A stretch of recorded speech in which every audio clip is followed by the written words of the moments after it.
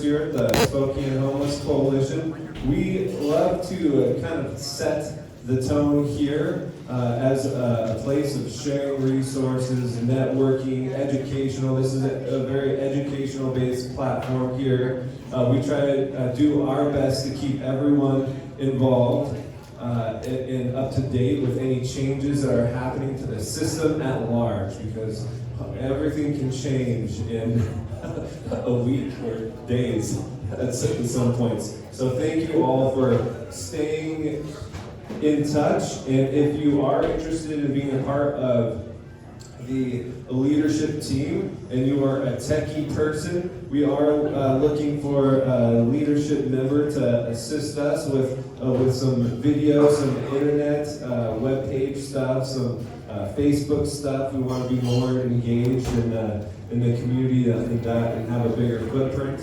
I'm just not a very good tech person. But if you are new to this coalition, I like to start off each monthly meeting with a little brief reflection to kind of set the tone. And if for those of you who don't know, my other job that I do for work is at the Providence Community Clinic. It's a clinic downtown on the corner of 2nd and Brown. We're walking clinic. We provide a variety of different services. But one thing at Providence is that we like to start off reflections that are based off of Providence's mission. So to be expressions of God's healing love witnessed through the ministry of Jesus, steadfast in serving all, especially those who are poor and vulnerable. It's a heavy mission if you really look into it. But I like to set the tone, and I want to ask everyone, since we're in the new year, where would you be without a fresh start? Right?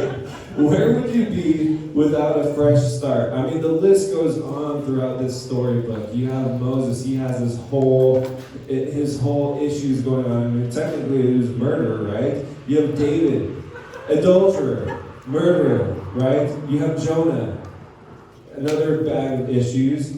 You have Hosea. Where would his wife be without a second chance? The whole 12, Peter, denies the guy he's been following for the past 3 years. The guy mentioned in Providence Mission, denies him 3 times after following him.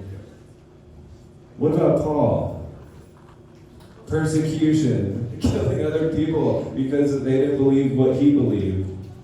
In this past year, I started to reflect on myself, which is sometimes a terrible idea. But I started to think of myself, I've lied before. I'm not going to lie to you guys because I've lied. I've coveted things before. I've had certain idols in my life that I placed in high regard and importance over the important things. But I'm reminded of where would we be without a new start? Jeremiah talks about in Lamentations, his love never ceases. Mercy is new every morning. This guy mentioned Providence's mission. His mercy is new every morning. His love never ceases. Great is your faithfulness. Where would you be without a fresh start? So thanks for listening in to my reflections each month. I know you can take them with a grain of salt, what they're worth, but I hope it gives you some fruit going into this new year and this new month. Where would you be without a new start? Okay, so we're going to jump in again. Thank you. So we're going to have our first presenter up, Miss Kimberly. Welcome to the stage. She should be a familiar face for everyone here, and she is going to talk about the website. Hi everyone, thank you. My name is Kimberly, the city of Spokane, and I was just asked to give a quick pit update. And so we're at about 130 volunteers, so I want to thank everyone for signing up so far. Our goal is 170. I did bring some flyers this time, so if you like, I'll put these at the stage. Our volunteer trainings are actually next week. We're going to have 2, and then I'll also have a in-person training at the Central Library the week of the 15th. I'm just working on that date with them. So if you can't make our 2 virtuals, please come meet us in person. We've got our normal street outreach volunteer positions, and I also just want to let you know if you still want to help out, but you're maybe not able to walk around and interview folks on the street, we do have positions like manning volunteer headquarters, working at the Central Library, so please reach out if you still want to help. But again, maybe you're not able to walk outside all day. So thanks so much, and please let me know if you have any questions. My email is on here, and take care. Thanks so much. Whoa. Wait 1 second. Okay, so can you let everyone know, why do we do this? Why do we do the yearly point in time count? Like, what's the point of doing this point in time count? I'll be happy to do that. I was told that everyone here would be very knowledgeable and to focus on volunteering. Some are. All right. So the point in time count is an annual survey of everyone who is either sheltered or unsheltered, experiencing homelessness in our COC. It is a HUD requirement, and so all COCs are required to do the survey in the last 10 days of January every other year. And so our dates are January 22nd through Saturday, January 27th. And so our CMIS participating shelters download their data for everyone who stays at the shelter on January 22nd. And then for the next 5 days, we have teams of volunteers that include community members, service providers, staff. They go out and they talk to folks who are living on the streets and giving them, and they do a survey. And so it takes about 5 days, and it's very important for funding. I don't know if you've probably seen reports in the news. Last month there was a very important report called the AHAR, the Annual Homeless Assessment Report, to Congress. And that report uses the PIT data as well as the Washington State Department of Commerce. You'll see a lot about this in the news this month. It's very highly publicized. And again, we just appreciate all of your help every year. How was that, Robert? That's perfect. That was awesome. Thank you very much. One of the hardest workers I know. She does an amazing job. Okay, next up we have Maurice. Maurice is up. So, everyone get your popcorn out. Get your soda. You can have a seat if you want. Yeah, you get a seat. I don't get to do this very often. Okay. Hi, guys. I am here to talk about our annual Spokane Homeless Connect. It's coming out Thursday, the 25th of this month. Just give you a little background. I've served on the planning committee for either 5 or 6 years. I've lost count. I have very fond memories with the Connect. The first documentary that I did on homelessness was about the Homeless Connect, and we filmed it in 2019, and it was very well received. That was when attendance at the Connect was 541 people. Last year, it's now last year, the 2023 Connect a year ago, our attendance was, I believe, 1,196. So you can see we've doubled. And the feeling is, I've talked with outreach workers, you get a sense, homelessness is increasing in Spokane. The PIT count will tell us what that's really going to be like, but that's the sense. We encourage people, come to the Connect. This is all hands on deck for one day, for 5 hours, where people can get, or they can connect with just about any service they need. For example, we'll have ID restoration. There was an ID restoration event in December at the Central Library. 152 people came through. We're going to do the same thing at the Connect on the 25th. So if you've got clients who are still struggling with ID restoration, bring them or send them to the Connect. Better to bring them, but at least send them to the Connect and they can get started on ID registration.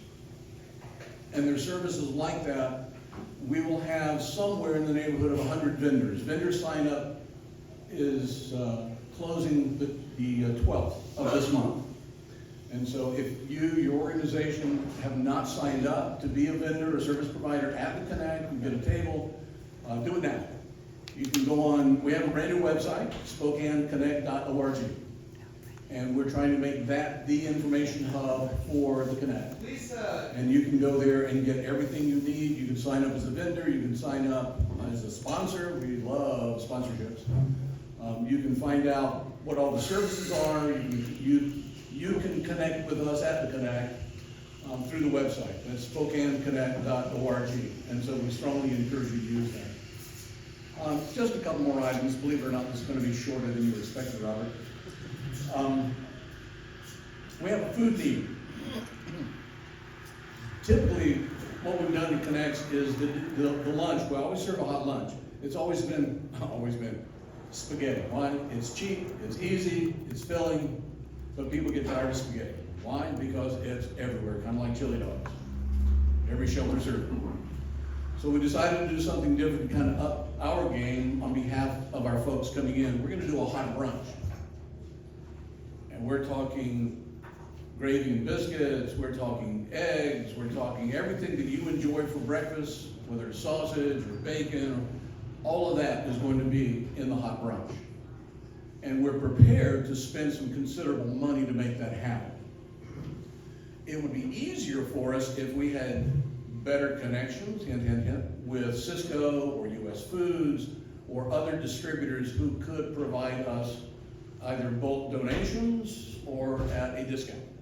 So if anybody has those connections and would like to help with getting the food for the Connect so that we don't have to buy it, which we will, we've already set the money aside if we have to do it. But we want to do something special for our guests. Sorry. And that's what the Connect's all about. The Connect is about treating them the way you would want to be treated if you were in their position. That's what we do. So I hope you'll join us. So vendor registration closes on the 12th. Please sign up. Oh, the League of Women Voters, another just shout out. They're going to be doing voter registration at the Connect. Our folks have the right to vote too. And so we'll have voter registration. Lots of good stuff going on with the Connect. We're going to have enhanced security. Everyone's going to be going through metal detector. And so we're going to see to it that everyone who comes through, both guests and volunteers, and by the way, sign up to volunteer. If you want to put in a couple hours, just volunteering to the Connect. Everybody's going to be safe at this Connect. I saw a hand. Will the warrant stuff be happening at home as well? Thank you. No, I did not plant Hallie there to ask that question. Yes, every year we do what we call a 3-quart warrant fest. That is, if you've got folks with outstanding warrants, hey, I manage Camp Hope. We have a camp full of people with outstanding warrants. FYI, there's no law enforcement here. That's a problem in our community. We sponsor a 3-quart warrant fest. Municipal court, superior court, and the district court will all be there. The judges are there, the staff is there. They're online with their computers. What they do is we call it quashing. They call it recall. They recall the warrant and get the individual scheduled back into the system so that they can start getting their life back. Last year at Warrant Fest, the judges and staff told us it was the biggest they'd ever experienced. They went through almost 50 people as warrants recalled. Well, that's huge in our community. Well, we'd love to do more because we know there are more than that out there. So bring your folks in. If they have a legal issue, they can talk to somebody. Let's help them get their lives back. That's what we do. Flyers. Did Eric Robinson? Eric, you? Hello. Come here, buddy. Talk about all the flyers you brought. Eric's on our planning committee. He's awesome. Hello, everyone. Nice to see you all. So yeah, we do have flyers here in English. At the bottom, we have the half-sheet yellows and then the small, like 6 per sheet green ones to hand out. In each of these red envelopes, we have some other languages other than English. I will be at the Outreach case conferencing meeting on Monday run by Tammy and Amy, so I will bring some for the group then, for outreach workers who are there. And Darren White over here, who's also awesome, is going to help me make sure that all the various shelters have these. So we're trying to cover our various bases, but feel free to take some of these along with you today. And feel free to reach out to me if you want digital copies. I sent them to the Homeless Coalition listserv, so that's the digital copies of all these documents. Print up as many as we want. We don't yet have posters with logos for sponsors because we're still bringing in some sponsorships, but soon we should have those larger advertising posters ready to go. So in the meantime, it's these handouts, and they're here for the taking. Thank you. Eric's been doing great work on outreach. We just love him, and he's so organized. That's why they gave him that job. Any quick questions? Anybody? Going once? Going twice? All right, come to the Connect. Thank you so much, Maurice, for your time. And that was nice and short. Maurice, I do have a question. Oh, Where is this being held? where is this being held? Spokane Convention Center. Okay, so let's bring up our next guests, which are a group of people. So we'll go ahead and have the city council folks and Nicolette and everyone on board. Don't be shy. Don't be shy. I got you. Oh, Jonathan's never shy.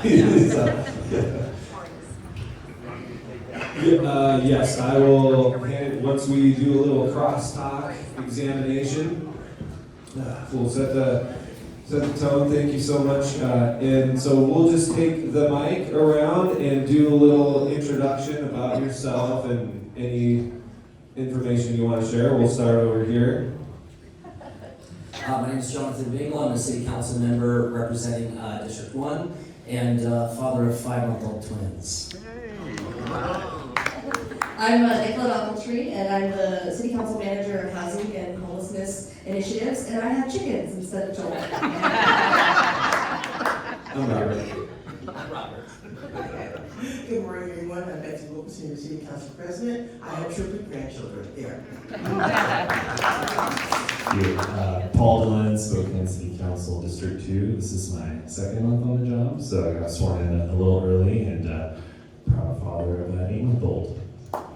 You have spoken to a lot of things. Congratulations. I have to say, Hazel has her own ID badge. Hazel, love that name. Okay, Nicolette, we'll go ahead and start with you. So, if any of you, if you weren't a part of the Google groups, this conversation is going to be surrounding the track center, and so we'll go ahead and kick it off with Nicolette to kind of talk about just the background on funding and what that looks like. The majority of us know that got extended to the 3rd, but can you just kind of talk about the history, maybe some background about the funding, and then where we are right now? Okay, we'll see. So just most recently, the operations and service contract at TRAC were extended. Otherwise, they would have ended at the end of the year last year. So the extension for the Salvation Army part of it is a technically month-to-month for the operations, $750,000 a month capped for the next 4 months. And the services with Revive is $50,000 a month for the next 4 months. And that's the services contract. And so there's that piece. Before these extensions were created, there was an RFP that was put out. That RFP was eventually canceled. But when we were considering having a new shelter provider in that space, we had to identify the funds for TRAC for 2023. During that timeline, $10.2 million were identified as being the funds that could be used to pay for TRAC for 2023. So even after the current contracts through April, there still should be over $6 million available to pay for TRAC through the end of the year, no matter what that looks like, whether it's a decommissioning of TRAC, whether it's a paring it down, or whatever that looks like, there should be funds left. So I just wanted to be clear, because when we did have that email that was sent out to the listeners, some of you might have been confused about some of that language. It's not necessarily the case that we run out of money, April 30th and it's done no matter what. That's not necessarily the case, right? So I just want you guys to keep that in the back of your head as you're thinking about all this. Is that kind of what you wanted me to cover? Yes. Okay. Very much so. And first of all, your purse is awesome. Thank you. I just had to call that out. Really well. Sorry. Tangent. But so let's start off with Jonathan. Jonathan, before we get into the open time with you guys, we want to allow opportunity for city council members to just kind of talk about maybe their experience or maybe some concerns that they've heard, maybe through the grapevine, because when we transition to your guys' time, it's going to be really an opportunity for them to listen with an open ear about what's truly happening, and this isn't a time to bash on any organizations who are contracted there, because they're utilizing the resources that they have and doing the best that they can. But we are in a financial circumstance as well that we need to address. So, Jonathan, with your experience of what you've heard, sitting, given everyone has 3 minutes or 2 minutes, 3 minutes to kind of just talk about an open forum with you, what are you hearing or reading in emails about what's happening out at track? I don't know that I can fit that into 2 minutes and former No, pastor. you can. I don't think I can you stay in 2 minutes anyway, but no, I mean, we hear a lot of things that are happening out at track. We've heard that there have obviously been some problems. We representing that district, we get a lot of emails from the businesses in the area, and thankfully those emails have dwindled thanks to Captain Kane coming in. We appreciate that. But the issues that we're hearing is we're not sure the track is an effective vehicle for doing what you guys are asking it to do, right? The original intent of track was always to be somewhere a shelter capacity between 100 and 150 that paired with services and putting a lot of money into services to transition folks out of homelessness. It continued to grow and grow and grow into something where now there are many, many people there, and we're not able to provide the services in the way that we were wanting to do, or what it was intended to do when we were originally funding it and putting it into this is going to be the one area that is the navigation center for people to come in. We send them here, we connect them to services, whatever they need. Is it housing? Is it services? Is it mental health treatment? Whatever it is, this is the one-stop shop. We send everybody here. We would be able to process and understand their needs, help that individual get connected to whatever services they needed. The emails that I get are, we are not doing that as effectively as we could be. And so those are the things, one of the reasons why we're here, and one of the reasons why all the council is here is because we're obviously trying to do what's right by the community and by these individuals, and how do we help them transition into being sustainable on their own, as proud and dignified members of the community. And so that has always been my intent for track, and I hope that today through some hearing from the folks in this room that we can figure out the best next steps for us in our homelessness response altogether, and specifically track. So, Thank you so much, Council President. Yeah, thank you. So first of all, many of you know that I'm in the mental health field. So I have ran an assisted living facility for people who are mentally ill since 1993. So that was the reason I got into this political world when I named it. My frustration has always been, we never ask the people who do the work what really needs to be done. And City Hall or administration did not understand the cost of providing services. So when the first contract came, they said, oh my God, it's costing us $130 a day to provide for these people. I said, well, have you really had a conversation with DSHS? Because that's what DSHS is, just compensating providers to provide the same care that's going on at the track shelter. So the challenge has been, which I'm glad we're here, the people who do the work know what needs to happen best. It was a very top-down approach, in Betsy's opinion, that we just put the shelter out there, put people out there. The challenge for us now as a council is we have some real financial constraints. And as much as we want to care for every single one, we know that is not possible. So the 750 cap, it's like, that's how much we can spend. Then what for the people who don't get those services?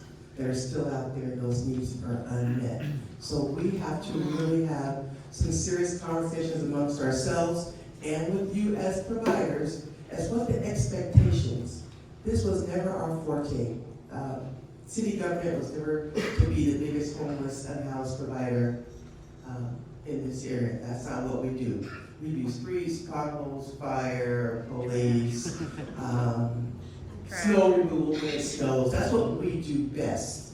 So we need to put this responsibility back into the hands of the people who do it, fund it as best we can at the level, and then look at other partnership. And we really have to look at state and federal monies. We will never have enough money to do what we want to do. Never. We can raise your taxes, and we will still never have enough money to do what needs to be done. So we have to look at who else is going to come to the table, who's going to help us do this work, who are the other players, other nonprofits, social service churches. It's not just a city problem. Let's just get that clear right now. It's not just council. It is a community challenge, and until the whole community steps up and say we are willing to do our share, neighborhoods, wherever you live, I'm willing to welcome them to my neighborhood. We have to do the same thing in every neighborhood. So that's what's going to go forward, how we look at that, how we engage the people who will do the work, who will actually deliver the services. That's where the rubber will hit the road. And real quick, just a follow-up to that. So coming from, so I still want to hear more about what you have heard or what you've expressed, heard so thus far, because I'm coming from a mental health background. I share that saying, you hear something, you think something, you start to believe that's something. So what have you heard? You know, what I've heard is, not only what I've heard, but what I've seen. I've been in this track on several occasions, that is too many people in that space. The track shelter is larger than some of our small towns in the state of Washington with no governing body. You cannot have that many people in that small space with their varying needs and be able to meet that at the staffing level. So it's just a different way. There's no way to do it. So really, people need space. And the other issue is, track needs to meet, but what do you do during the day? My one little festivity, that's what I say to the person, I asked when I first went there, could we have some books? Could we have some puzzles? Could we have some background music? And the comment to me was, well, we don't want to make it too comfortable. Well, let me tell you something, if you have people with mental illness, you need some music to help kind of redirect their thoughts. You need a book, you need a puzzle, you need something for them to do. If you're just sitting staring at four walls all day, looking at your phone and looking at other people deal with their challenges, those are triggers. I am triggered. I'm triggered by counsel, but that's another story. I got some triggers, so that's my true confession about for today. We have to look at the spaces we're bringing people in to help make them successful. Councilmember, you just came through an election season. During your election time, what have you, I'm sure there were voices out there or emails you received. What were some of A the... lot of voices. Yeah. A lot of expensive voices. Yes. What are you hearing, and maybe, from community members, what type of community members maybe have you been hearing from the most? Yeah, that's a great question. The campaign seems so far off in the distance now, and campaigning and governing are two very different things. I think you always hear a lot of things on the campaign trail that are hyperbole and not true, and unfortunately, I think our individuals experiencing homelessness and providers are caught in the middle of that. So you have to navigate that as a candidate, and then now as a new elected, it really does begin with listening. I just appreciate you all here. I know how hard this work is. volunteered for the point in time count, the Spokane Homeless Connect, and it's nice to see a lot of familiar faces here, and just this is really, really hard work, and I can't thank you enough. From the get-go, one of the first votes that we had to take was on the track contract, and that was a challenging vote, I think, because of the time crunch. And so, Councilmember Bingle, I remember you put it really well in the paper of, you're kind of in between this spot where your back is to the wall, and, what do? We have to get people under shelter. This contract's expiring. Next week, we're all looking at the forecasts, and the options are terrifying. But I do fundamentally think that we can do better. I do hear a lot of concerns and frustrations that have been named here. I think that it's important to try and parse out what is actually happening. I think as a council member, it's really important to meet folks where they're at. I look forward to trying to tour track. I hear things of people leaving because there's beds that need to be cleaned or they're forced out. What does that mean? I want to know. I want to be there. I want to find out. I want the public to know, because we all deserve to know. We all deserve transparency. We all need to know what is actually going on, how this money is being spent, and what that means for other providers, because it really is a connective network. We're all in this together. We all want to take care of people. We all want to make sure that folks have dignity. But for me, fundamentally, my philosophy from a lot of the comments that I hear is always housing is a human right, housing is healthcare. I fundamentally believe that, and that informs how I look at these issues and my philosophy. Awesome. And so, if you're familiar with drafts, you get to go twice. So the second question is, so what? Is that just good? No? Okay.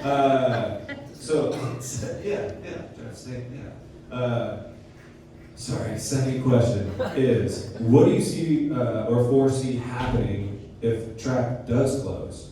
Like, where or what do you foresee happening within the community as a governing leader within our community and representing your, what do you foresee happening out in the community? Great question. I wish I had a magic wand that I could just wave and have my way, but that's not how it works. I think that we need a true navigation center, and that includes more of the wraparound services for connecting people to housing, employment, and behavioral health and substance abuse services. That is something that we're really missing right now. This idea of just shelters, our providers, again, are invaluable, but I think too often in the city, shelters have been expected to carry all the burden and be the end all be all, rather than focusing so much on the housing piece. So that is the direction that I would like us to go as we have these conversations about the future of track and try to scale that. And even before I decided to run for office, one of my big concerns with track was, well, okay, is it 100 people can be there, 150, 200, and then there's this surge capacity.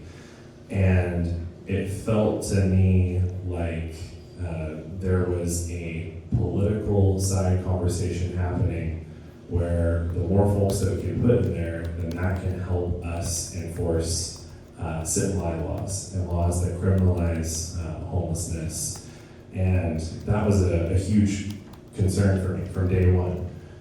So we have to move away from this, I think, outdated mentality that we know that these policies that criminalize homelessness don't work. They cost more money. It costs more money than housing. It makes it extremely challenging for people to live a dignified life. Thank you. Council President?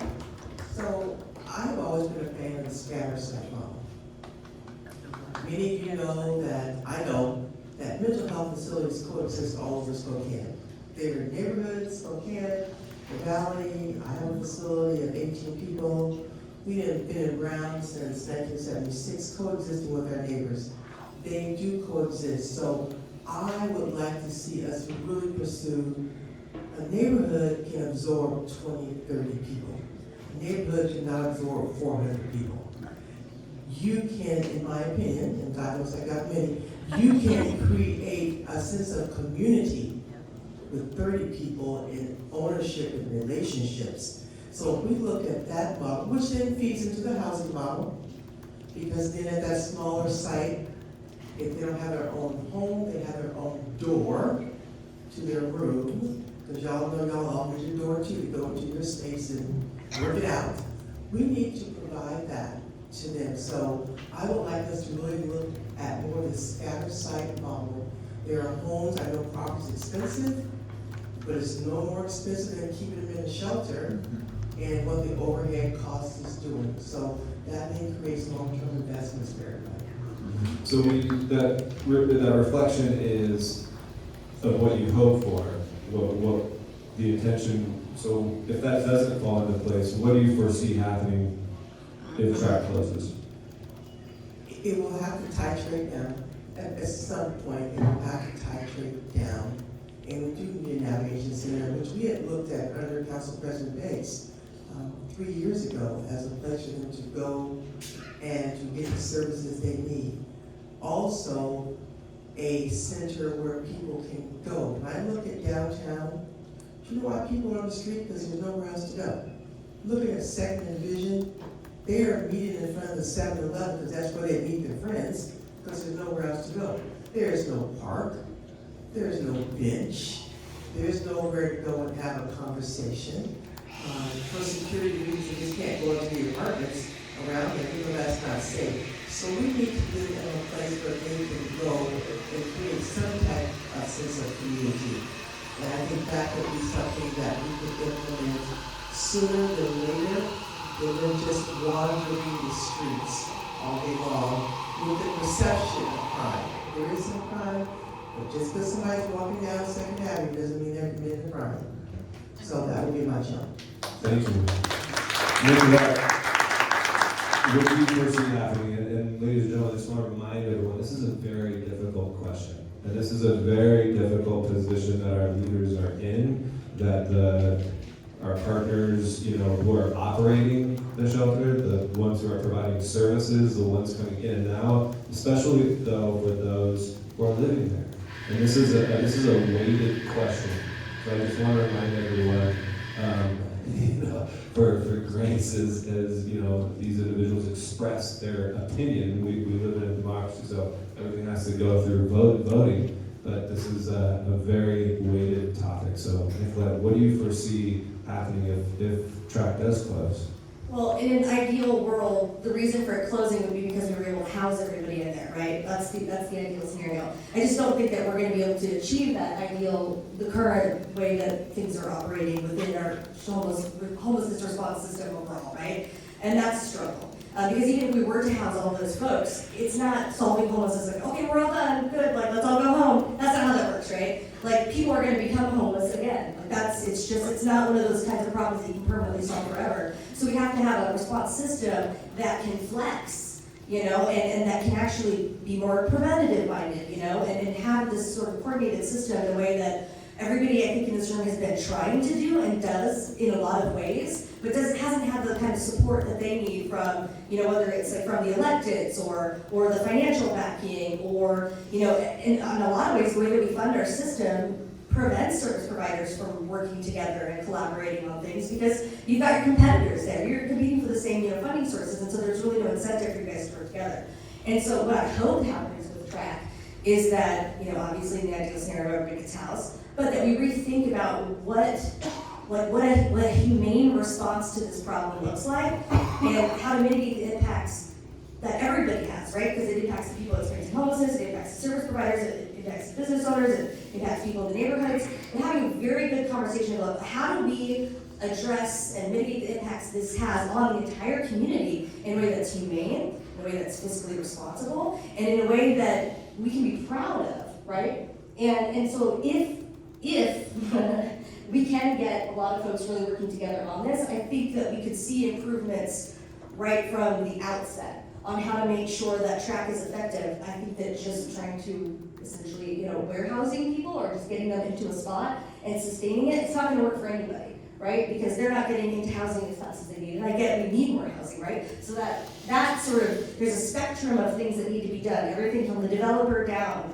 needs to be sort of integrated into a plan going forward. And I'm hoping that the political will change a little bit enough to help motivate some of that stuff. But we even have this part of the Spokane Municipal Code that says if we shut down beds, we've got to create them elsewhere in the system, right? And so it's not like we're going to turn off the lights and everybody's got to go into the streets. I don't ever see that happening, honestly, no matter who's in charge, so to speak. But we're kind of at this breaking point with the fiscal part of the city's piece in this, which is that it's not sustainable to spend $750,000 or more a month on this. It's what we're getting out of it is not necessarily ideal for the people experiencing homelessness at all, and it's incredibly expensive to get them led, right? And so I think that rethinking about how we're trying to achieve those goals, what it looks like to have a fiscally responsible implementing solution is going to be key, and then we've got to connect folks to housing in a way that we haven't been able to do previously, but we need to do, otherwise this problem's going to get worse, right? So I don't know, this kind of long answer. No, that's great, thank you. Jonathan, or Councilmember Reeves? So in what I see for track is, again, what its intended stated goal was to be a place where, again, people could be if they needed to be, but again, with the intent of connecting them to the services to help them be sustainable on their own. This is something where track became 350, 400 people because we have ordinances in the city that say when it gets to a certain temperature, you must provide shelter to folks who are homeless. And so track, from the service provider to the administration to council, we never intended it to be the size that it is now. It was always intended to be a much smaller place where we were connecting people to services. And in my opinion, this is still something that would be a good thing for the homeless response system, a place where, as we're talking about navigation centers, a place where people know they can go if you need services. This is where we help connect people to services. And if you need a temporary place to stay, this is a temporary place to stay for a small number of folks. That's what I see still being useful for track in that building or in a separate location, because the building will never be ideal. The location will never be ideal. There will always be challenges with what we're doing. There will never be enough money. But what we can do is we need to understand what is going to be the most effective that we can do for one individual. And if it's for the one individual, how many one individuals can we be most effective for? And if it's 50, okay, we're going to focus on 50 individuals. And that unfortunately means that some people will not be able to be helped by the city. But if we can be effective for a certain amount of people, in the long run, we're going to be much more effective for this community in a whole, in my opinion. And so, and like Council President, I have many opinions as well. So, but that's how I see track. And maybe it's not even track, maybe it's another place, but some place where we do have people. This is the place that you go. We connect you to whatever services you need. And again, if there's a temporary place that you need for a small amount of folks, that's what it is. Thank you. Okay, so now I want to shift gears a little bit and transition and open it up to you guys here on the floor. And so, as you heard, there's a lot of intentionality and vision of what it was supposed to be, hopes for the future, what we're. Basically, this is an opportunity for you to make statements as far as the individuals up here don't know what they don't know. And so they need your help as governing leaders to help feed them the knowledge that they need to take back to their colleagues as well. So this is an opportunity for you. Again, it's not an opportunity to bash organizations because they're using Salvation Army and Revive are using the resources that they have, and we've done our best as a community to equip them as an outside organization. Providence, we go in there, on Monday afternoons. Chaz goes in there. So I mean, there's other organizations who partner who are assisting. but the leaders up here need to know basically the pros and cons, concerns, but really not an opportunity to ask a question. If one squeaks through, Barry will lash you with a shoelace.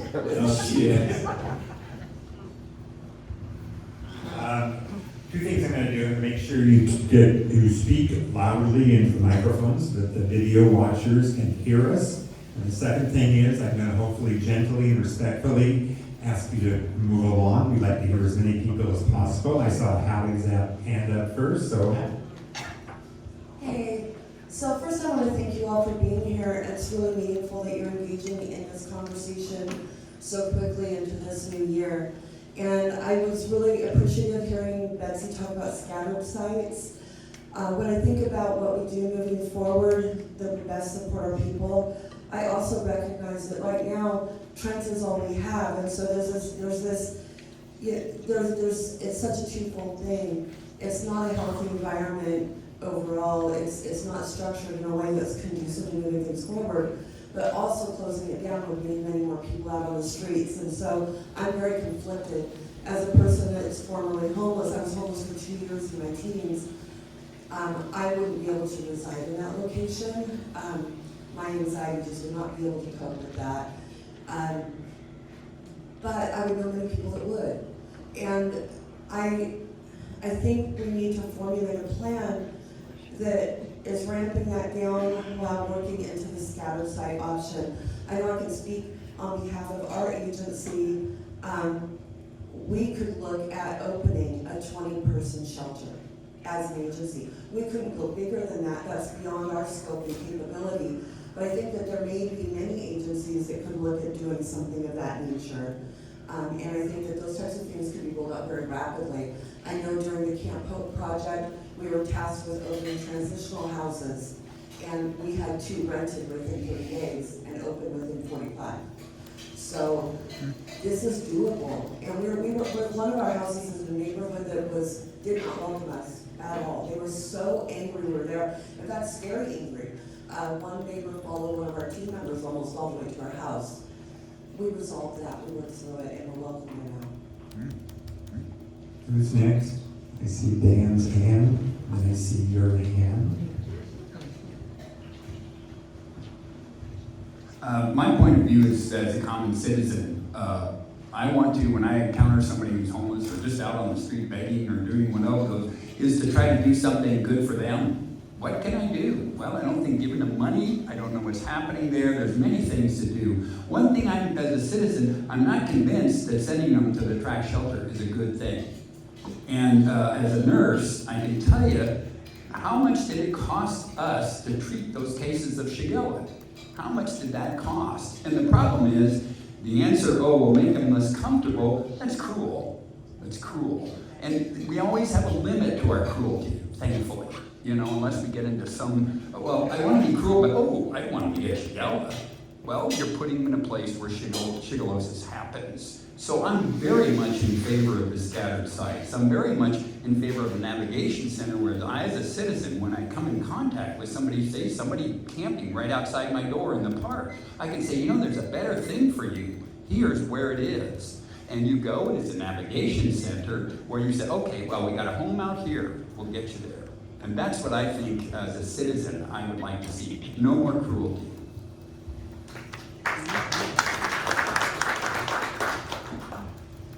Thank you. I just want to say, as a person that works with medically fragile and the seniors in our community, what I see happening in our shelter system is trouble. I think it would probably behoove our citizens if we would look at some kind of separate system for our seniors and our medically fragile. Because I feel, well, that's not even true. I witness them falling through the cracks on a daily basis. And I think that needs to be addressed and recognized because it's terrifying. The segment of homeless that's growing the fastest is seniors. Hi, my name is Emily.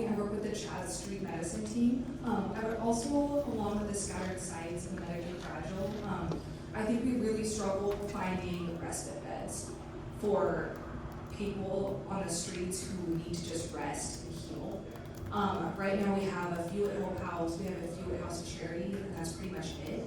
So if those beds are full, we have nowhere else to take those people, and they're supposed to just stay either in a shelter where it's really difficult to heal, especially in the shelters where they have to leave throughout the day. So I would really like to have more medical respite sites. Firsthand, I see, I bring the microphone to you. Hi, I'm Chris. I'm actually a pastor just up the street here.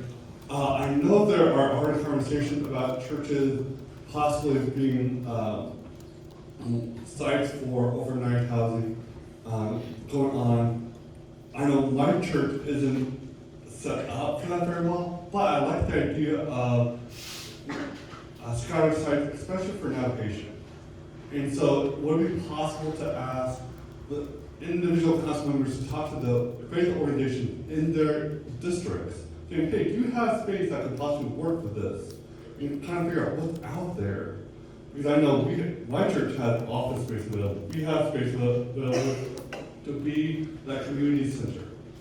And so thinking about what is possible by partnering with what's already in those districts and those neighborhoods. Barry, can I ask a question? Sure, Jonathan, you may. Just, we talked about track a lot, and I want to hear, all the comments, but specifically on track, I have a question for this room. It's a few parts. Does track serve a purpose in your opinion? What is the ideal use of track in that way? And just along those lines, as we're talking about track, because track is a huge conversation for us. I mean, it's a $10 million conversation for us. And so what are the ways that the people in this room see track being best utilized if it has a purpose in your mind? Is that okay?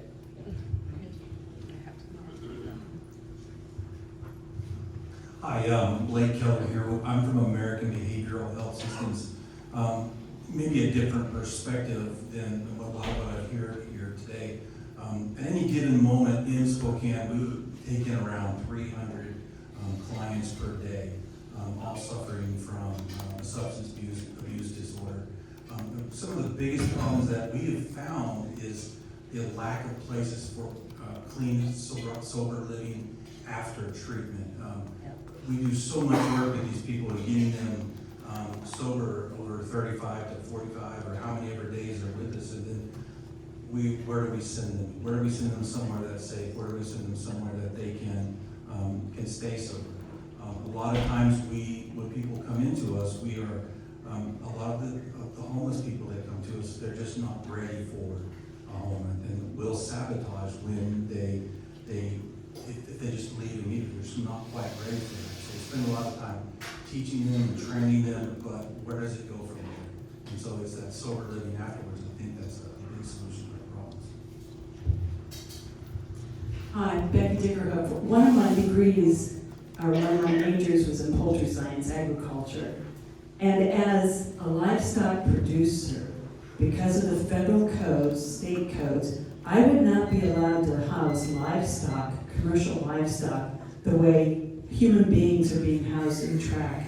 And that really, really bothers me that is okay. I mean, it's concerning. And as a livestock producer, I would be shut down.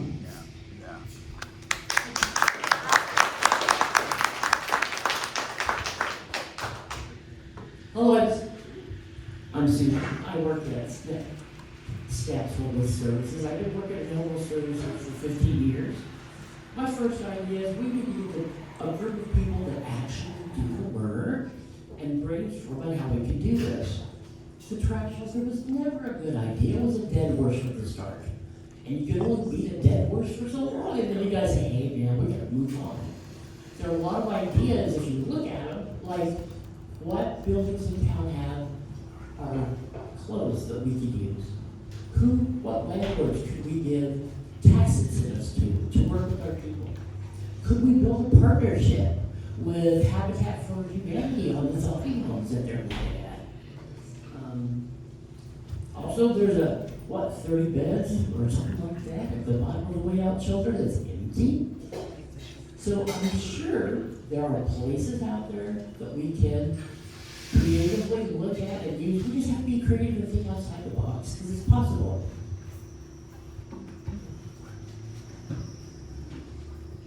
I really like Betsy's vision of integrating unhoused people in town into all of our neighborhoods in smaller settings. In the name of honesty, I think we need to quit pretending that Trent Warehouse was ever a humane vision. It was driven by the delusion that we could get homeless people out of sight, when being inside is the only real power they've got.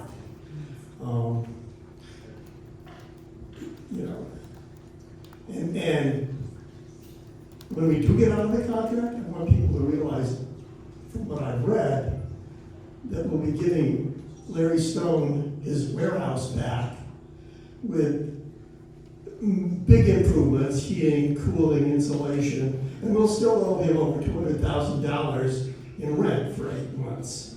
That's a little sick.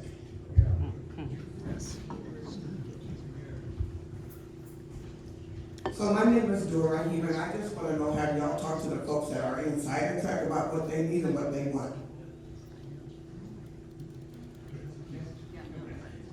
You know, Betsy, Council President, you already know. I will have to say, no, I have not. That's what we haven't heard. We're trying to give them, it feels like a top-down approach instead of a bottom-up. We're trying to solve a solution or a problem that we're not personally living. I just speak to that because I'm in the business every day, and that's why I feel like I'm in a different perspective. But between the service providers that are there, I'm hoping those conversations are helping to guide some of the discussions that happen in this educational space.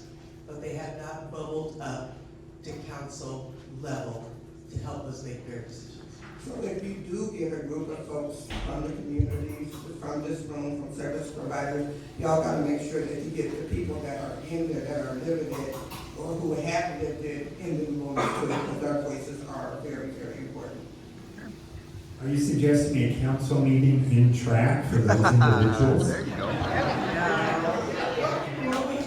had one, in Central, when we were there, we had an open forum, and they got to speak to us, so absolutely. But I think, Mrs. Betsy, again, there are many segments of our problems that we haven't asked the people who are actually receiving the services what they want. We haven't asked our homeless and housed, we haven't asked our seniors, we haven't asked our young people, because they got challenges too, and they're telling me, well, what about us? So, absolutely, that's, again, this will be, under my leadership, I hope to provide a bottoms up and middle out instead of always a top down approach.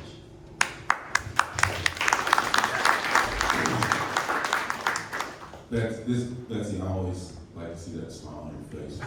Congratulations to you and Paul for being leadership here for us, and thank you, Jonathan, too. Really, thanks for really trying to come up with solutions to help those people who are less fortunate. I really appreciate that. A little pushback on the gentleman over here says that we want to push the people and hide them behind doors. My experience, I went out to the tent city, so I like Camp Hope, the tent city pretty much every day, and I was there and was able to observe when the snows came in and the tents were collapsing and they were walking around in filth. For me, when I heard that the trash shelter was possibly an option, I thought we're at least getting them out of there where they're in a place where they have a roof over their head, they get 3 meals a day. And so for me, it was only going to be just for a while. And it's okay, I think, for a while. I'm hearing that it's not okay for a while, but what else do we have? Right now, we don't really have anything else. So I'm on board with Betsy in regards to, let's try to get some smaller facilities, and we can take these people that need love, that need dignity, that need respect, and let's try to move them into those facilities. And the other thing I heard Betsy say was, you know, they don't have anywhere to go. I go down twice a day, most of the time, to that Brown and State. It's hard for me. It's not really humane for people to really be able to live like that. And then Betsy said, hey, you know, there's no place for them to go. Not in my backyard. That's where everybody is. But you know what? I was just thinking in conclusion, we got Manado Park up there. It's really big. That's a really nice place for people to hang out. Right? Come on! So the other thing I want to say is this. I think everybody here is involved in some way, shape, or form. We're here in money, you know, is the big issue. So, you know, talk is really cheap. So can we do something to be able to open our wallets and really help out with this? The last thing is this, is just kind of, is there a way that you can address this Spokane Regional Authority that's kind of coming? Are they kind of in the mix with this at all? Can I have somebody say something about that? Maybe these people don't know what that is. Thanks. The headline is Danny suggested Manitoba Park. I'm going to take that. Hi, I'm Tyler Vermillion with Ideal Options. So we provide medication-assisted treatment for folks living with substance use disorder. Something that we hear a lot from the unhoused folks that we work with is there are some shelters that use that as a barrier for folks to get, you know, temporary housing. So I would really encourage folks to make sure that we remove barriers like that. Obviously, I am an advocate for medicated assisted treatment.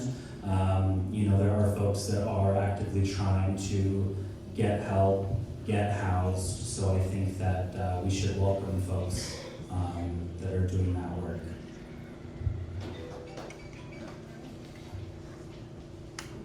Good morning, and thank you for this conversation. I just want to reiterate on if this replaces the conversations of the regional governance, because those were conversations about sort of like coordinating the system, which I think is really, really the important piece here that you're initiating. And how do we coordinate this going forward? Because there's a lot of individual agency dollars, there's sponsorships, there is, you know, faith-based organizations, and how does that really get coordinated in a healthier way than what we've done? We have the the continuum of care that actually has the singles committee to the families, and we need to reach out to them and really say, hey, we're initiating this conversation. So just something for your thought process is how do we do that as a community within the system that we have, but also encouraging the economic picture of what does this cost in the facility, the scattered sites, because, you know, we have scattered site model within a continuum of care for single apartments, but what would that cost for a facility of 19, you know, or 20? And if we got those dollars sort of known, maybe we could gather community sponsorships or property owners to help with this relocation of the track. Thank you. Hi, I'm Kirsten, Community Health Worker with Providence, and one of the bottlenecks that we're continuously running into is when we place a home and community referral for placement into an adult family home or assisted living facility, we are coming up with our referrals are going into the homeless pool, and then they're being assigned to a case manager, and their case manager is doing their assessment in March. And whether or not we can find that human, they need a higher level of care, they're being literally dumped into our shelters and not receiving the services. Our shelters are unable to care for these humans. They're circling back into the hospital, into an inpatient stay. Then they're being treated as far as they can. The home and community referral is placed again, and it's just a vicious cycle. The biggest bottleneck is inside our home and community referral system, and our adult family homes are empty. Barry, I'll just quickly say, on the regional authority, I've heard a couple questions on that. I've been at every meeting of the regional authority except maybe one. I have been intimately involved with its construction and the things that are coming. I have lots of information I would happily share with people if they want to wait afterward, or if we want to take it on now, I'm happy to do that. So. I was just gonna quickly comment on your statement about home and community services and referrals. Beds are empty because referrals are not happening. Also, there has been a big influx, as I call UCJ Hospital, not for myself, y'all, but for housing for people. There has been a big wave of people being sent to Spokane from the other side of the mountain that is consuming a lot of our resources that our folks here can now not access. And they are being prioritized for housing, and then our people who live here just drop to the bottom line. But there are empty beds, and I don't know if GSA just in the room, I love a good partner, but they are a partner that should have been at this table in the very beginning, because they can fund or help fund the scattered site models that we're talking about. That's where another resource could be, so thanks for that. Ian Robertson.